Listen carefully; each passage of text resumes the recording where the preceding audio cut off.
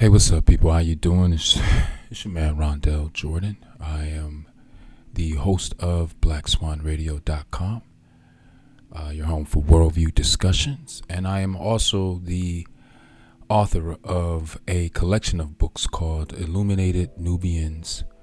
All right, and so you can go to IlluminatedNubians.com and preview a copy of one of my Bible study and travel guides. All right, so this book opens your eyes to a hidden history, the Afro-Indigenous perspective in the Bible scriptures and history.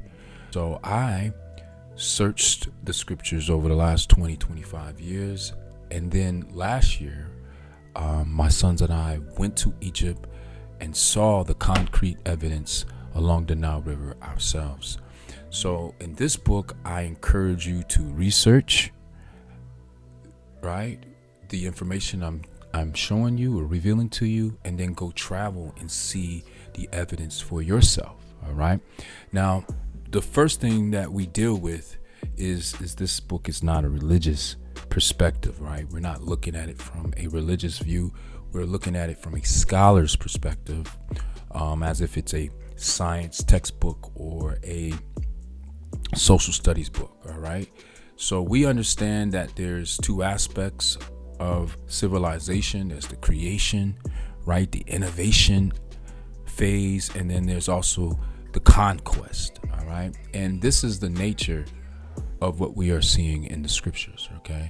So when we open the Bible, when we actually look, we see, number one, that it takes place in Kemet, all right, along the Nile River. And the evidence is written in stone. It is all over between the clashes of these kingdoms, specifically the Mesopotamians, the Assyrians coming down into the Nile River Valley, just as my son's I did here in Egypt. All right, so we started out in Cairo, we went down to Luxor, and then as far as Aswan. So biblically, this would be like Genesis 2:10, right, where the Lord God is coming down the river which watered the Garden of Eden, right? And then he enters the land of Havilah, right? And then he goes into the land of Cush, right?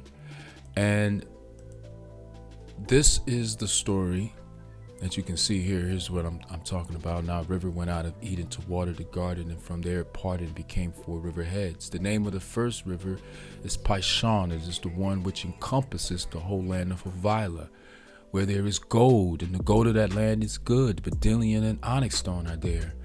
All right. The name of the second river is Gihon. It is the one which encompasses, some translation says goes around the whole land of Cush. All right. The name of the third river is Hiddekel. It is the one which goes towards the east of Assyria. And the fourth river is Euphrates. So this is telling us the setting of the Bible, right? This is the second millennia. These two kingdoms are coming and interacting through trade, through conquest, through relationships. All right. So this is the land of Assyria. This is the land of Mesopotamia, right? This is the route down through Canaan right here. This is how you enter the Nile, right? And it turns into four river heads here up in the Nile River Delta, all right? And you can take it down to the land of Cush, right? And then, but you're going to pass different ports before you get to Cush. So before they got to Cush, they got to Havilah, right? Then if you see here, it ends in four river heads. So only the Nile River fits the description that we read in Genesis 2. All right. And then you have these two kingdoms here.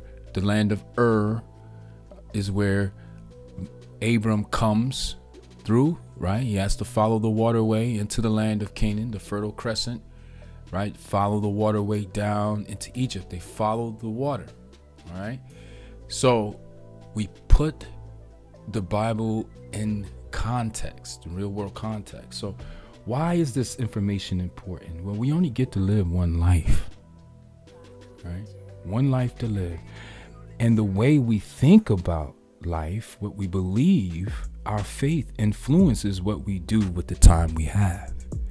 So if you have a false understanding of what life is, you'll spend your lifetimes with living in a particular confines, restricted realm, when you could have spent your life exploring such a vast creation that was created by God for us to explore. And God said, "Be multiply, be fruitful, have dominion."